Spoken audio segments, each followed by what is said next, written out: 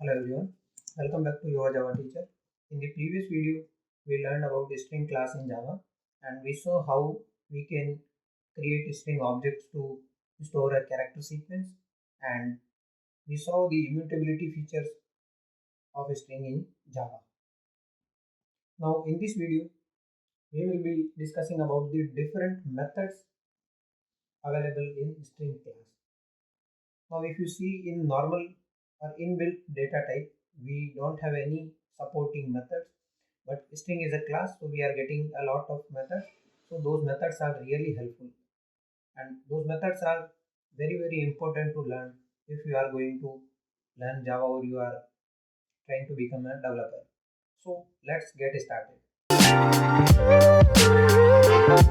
First step I will take, I will declare a string object. I am naming that as str. I will store value your Java teacher. Now, first I want to show you this string class. Now, if you control and click on this particular string, that is a class, you will see the actual string class. Now, here you can see different data members, member functions. So, you will see a lot of constructors also. So, those constructors are just to create the string objects in different ways. Now, the very first method which I want to show you is the isEmpty method. So we have to look for the isEmpty method here. Let's scroll down a bit more and we will be able to see that isEmpty method. Now in the previous video we saw this length method, so I'm just not taking up this method again. I will move forward to this method isEmpty. Now you can read about this isEmpty method here. Here above every method, if length is equal to 0, it will return true. That means we are checking isEmpty. So if empty means there is no character or nothing inside the string, it will return true. Otherwise, if something is there, it will return false. So let's check it out, this method. Now what we have to check is we have to call that method on the str object. So str dot isEmpty. Now this will, what will be the output? So output will be false because our str object is not empty. We are storing your Java teacher inside this. So output will be false because we have stored something, and isEmpty is checking whether it is empty or not. So right now it is not empty and it will return false. Let's do one thing. We will make this as empty and we will check. Let's run this once again and we will see. Now here in the console you can observe when we are making our str object as empty, that means it's not storing any value, any single thing like any character. There is no character. Only thing is we have just declared this str.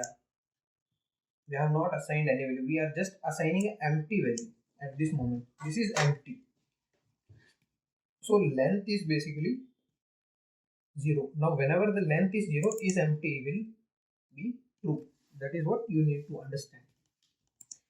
So we can comment when length of str is 0, isEmpty will be true. This is what we can say. Now let's do one thing. We will assign again your Java teacher to this string object. Now the next method which I want to discuss is char at. Now if you see here this method, we have to provide an index argument. Now that index argument, based on that index argument, which character is at that particular index will be returned. So here if you see, I will do a comment and I will show you how you can see. So at 0th index we have y, at 1 we have o, 2, 3. So like that you have to understand. Now let's check out that particular method. So what we have to do is str dot char at, and let's say we want to check what is the character at 0th position. So what we have to provide here is the integer argument, that is the index. Now let's run and check index. Okay, so here you can observe we are getting y. So that means at 0th position we have y. Let's, because in programming indexing are starting with 0 every time. It's not like everything will start from 1. Everything, like every indexing thing is starting from 0. Now let's say if you want to get 0, 1, 2, 3, 4 is the space some value, so they will also take a particular index. Now 0, 1, 2, 3, 4, 5. At 5th position we have j. So let's check it out. We will provide 5 as the argument, and we will run this program again and we will see the output. Okay, now here you can see j is our output.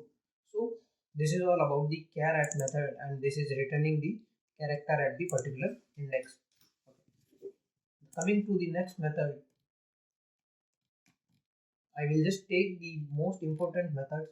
I will not explain every method because many methods are like will be out of the scope at when we are beginner.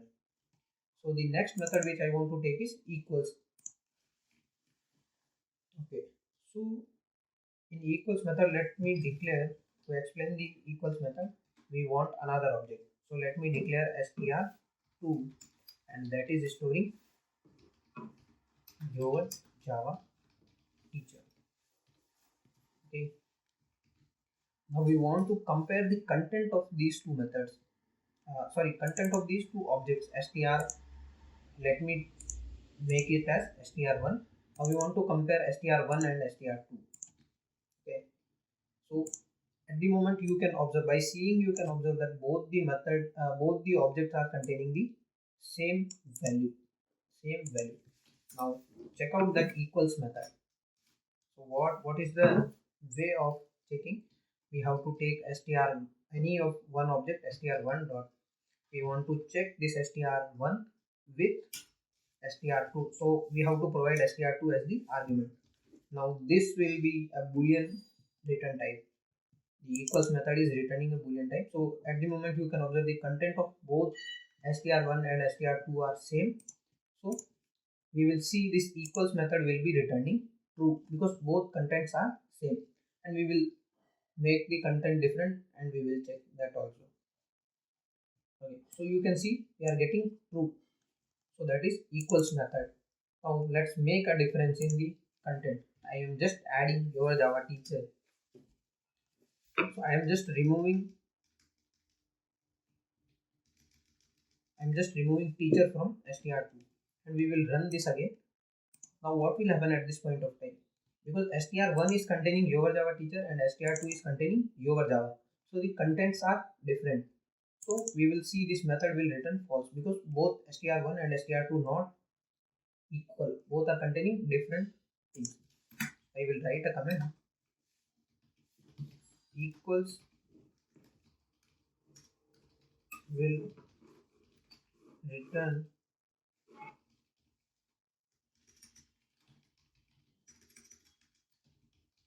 true if contents are same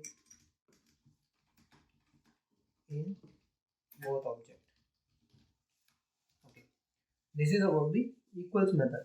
Now let's say in str2 you have your Java teacher. Only difference is y is starting with capital letters, j is starting as capital, he is also starting as capital, or let's say all of them are in capital letters. So at this point of time, for this thing we have another method. Let's say then also you want to treat these two objects as same. So basically you just want to make case insensitive. It does not matter what is the whether it is in capital letters or small letters. You just want to check they are just containing the same thing. The readability wise, you can say like your Java teacher, your Java teacher. They are containing same thing. So for that we have str1 dot equals ignore case. You can see another method here, equals ignore case, and here you have to provide str2. Now what this method will do, it will just it will just ignore both the things, like whether it is containing the capital letters or small letters. So here you can observe our output, that is true, that is true. And the first method, equals method, that is also we are performing the operation. So you can see this is returning as false because it is taking case sensitive way. It is going the case sensitive way, and it is going in the case insensitive way, because the name itself is telling us that equals ignore case. We are ignoring the case, what is the uppercase or lowercase. Which I want to discuss is substring. So in the string class I will just search for substring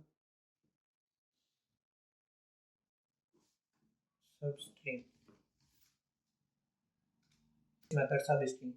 So this method's return type is string, and you can, if you are interested, you can go through this method. Otherwise, I will directly explain here what this method will do. Okay, so let's say I will take this str1 object, and let's say what you want is, let's say you want to store a part of str1 into str3 object. str1 dot, we have done substring method. Now let's say from this position, this is our 1 2 3 4 5. Okay, sorry, I have to count from 0 0 1 2 3 4 5. So from fifth position, I just want to take this Java teacher as a substring, and I want to store that into str3. So what I have to do is, I have to provide 5 as the beginning index. So I can just provide 5 here, and it will, here you can see it's showing beginning index. So at this point of time, I need not to provide the last index, because by default it will take till last index and it will return. So what I can do is, now I can print out this str3. Now in str3 you will observe your Java teacher will be there. So let's run. You can observe our output, just Java teacher. So this is the output. That is just because we have provided this substring method and we provided the beginning index as 5. So after 5 it is taking all the index. Now let's say uh, instead of this teacher, you just need Java. You want to extract Java particularly. So what you have to do, you have to provide the end index in an exclusive way. Exclusive way means here your Java is J is starting with 5th position. So 6 7 8 till 8 you have to provide. So you have to provide 9 as a value, as an end index. So if you are providing 9, it will take till 8. It will take till 8. So from 5 to 8, it will take all of them. So let's run this. Okay. So in the console you can observe we are getting Java as an output. So just because our index 5 is starting, 5 is having J, and 8th index is containing A. So these are the all in between strings, and 9 we are providing just in an exclusive way. So before 9 it has to type. So this substring method, it will work like the beginning index. Beginning index it has to include, and end index it has to exclude. Before the end index it has to include all the things. So this is about the substring method. Now I will discuss about the contains method. The next method is contains method. So let's search for that contains method. Okay, we got this method easily. Now contains method, to a particular object we have to provide a character sequence as the, now that character sequence argument we have to provide, and that will check whether the object is containing this character sequence or not, and it will return true false based on that. So let's discuss. I'm taking this str1 as our main object as of now, and I want to check whether this particular string is containing Java or not. So what I will do, I will First I will do this as out. Then here inside this I will check contains method. With the contains method I will check whether Java is available inside this your Java teacher string or not. So I have to provide Java as argument. I will provide character sequence Java here, and I will run this method. I will run complete program, and we will observe in console.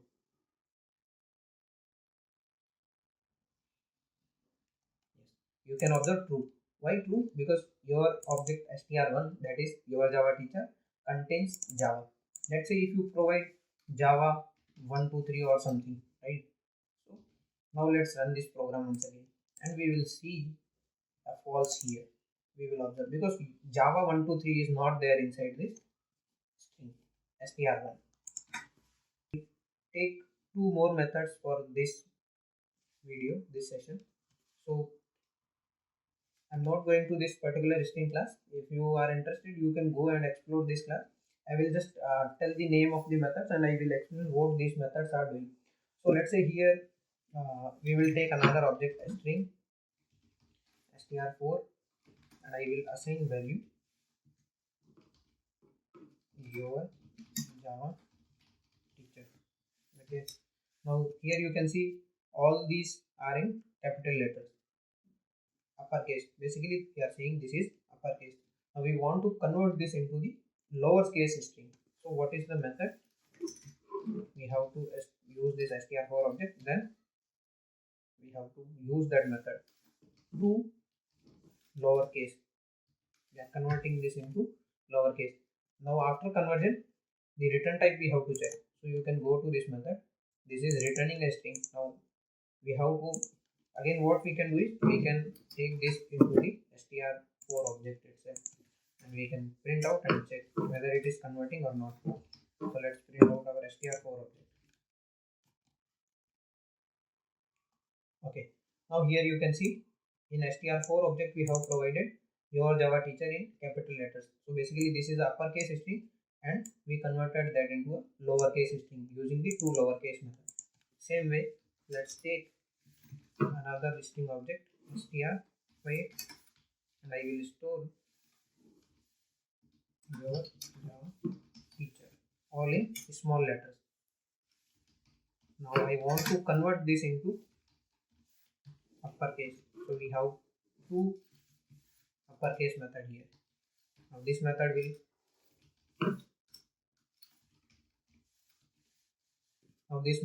to uppercase will convert this complete string into uppercase. All these are now in lowercase and it will convert that into uppercase. So let's observe. Here you can observe our str5 object. Initially we stored small letters your Java teacher string into this string 5 and we converted that into uppercase. So here in console you can observe all those things. So I will write a comment here, converts string into uppercase. So that's all for this video. Thank you for watching. Do like and subscribe your Java teacher.